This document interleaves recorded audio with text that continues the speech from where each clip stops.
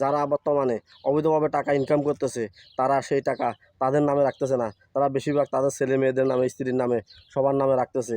আর সেই ছেলে মেয়ে যদি বাবাকে যদি এরকম অস্বীকার করে, বিশ্বাস করেন আমার বাবার এনে আমার এখন কোনো রাগ মানে ইচ্ছাই নেই তার প্রোটেক্ট করার, আমার তার উপর জিদ, কারণ সে যদি সত্যি করে থাকে।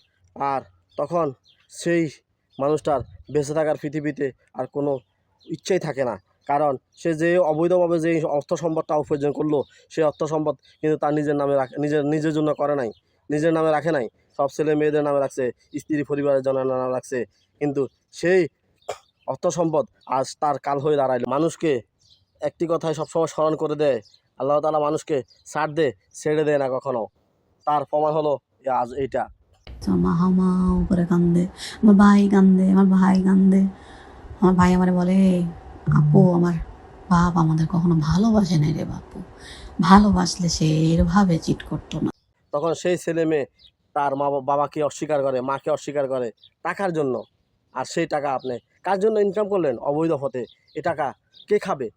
আপনার ছেলে মেয়ে খাবে? স্ত্রী খাবে? আপনার কোনো কাজে আসছে? আসে নাই। তাহলে এই টাকাকে ইনকাম করে কাকে দিয়েছেন? কোনো ফয়দা আসে না আপনার। কারণ এই দুনিয়াতে আপনাকে এই টাকার জন্য, এই অবৈধ ইনকামের জন্য আপনাকে এই দুনিয়ায় যেরকম সাজা পেতে হবে, এবং কি মৃত্যুর পর আপনাকে সেই সাজা ভোগ করতে হবে। এই সাজার কেউ মাসুল নিবে না, আপনার ছেলে মেয়েও নিবে না, আপনার স্ত্রীও নিবে না। কারণ আপনাকে এখানে আল্লাহ তাআলা আপনাকে বুঝিয়ে দিতেছে যে এই দুনিয়ায় আপনাকে পরীক্ষা করেই ফেলছে অলরেডি। কারণ এই দুনিয়ায় যখন আপনি অবৈধভাবে টাকা ইনকাম করেছেন, সেই টাকার ভাগ আপনার ছেলে মেয়ে নিয়েছে, পরিবার পরিজন নিয়েছে। কিন্তু যখন আপনি অবৈধভাবে ইনকাম করে ধরা খেয়েছেন, কিন্তু সেই দায়ভার আপনার ছেলে মেয়ে, আপনার পরিবার, আপনার স্ত্রী কেউ নেয় নাই, নিবেও না কখনো। ঠিক মৃত্যুর পরেও আপনার যে অবৈধভাবে যা টাকা ইনকাম করেছেন, সেই টাকার হিসাব, সেই টাকার শাস্তি আপনাকে ভোগ করতে হবে। ওই শাস্তি আপনার পরিবার, আপনার ছেলে মেয়ে, আপনার স্ত্রী কেউ নিবে না। সেটা স্মরণ করেন, এখনও সময় আছে। যারা অবৈধভাবে ইনকাম করতেছেন, অবৈধ পথে ইনকাম করতেছেন, আপনারা এখনও সময় আছে, বুঝেন। অবৈধভাবে ইনকাম করে আপনি আপনার ছেলে মেয়েদেরকে দিতেছেন, আর এদেরকে আপনারা যদি এর থেকে যদি আপনাদের শিক্ষা না হয়, তাহলে আর কিছু করার নেই। আল্লাহ তাআলা বলেছেন, দুনিয়া মানুষকে কিছু না কিছু দিয়ে তাদেরকে শিক্ষা দেওয়া হয়। তাই যদি এই শিক্ষা থেকে যদি তারা শিক্ষা অর্জন করতে পারে, তাদের জন্য দুনিয়াও ভালো, আখিরাতও ভালো।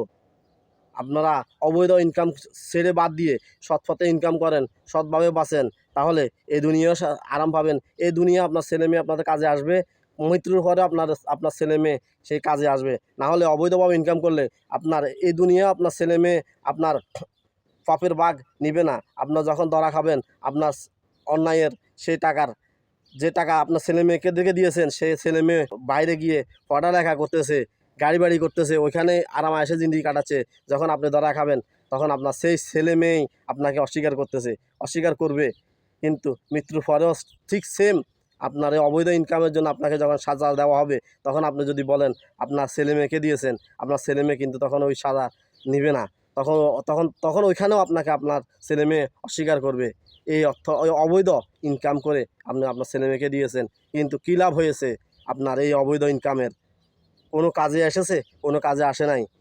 তাই আজও সময় আছে।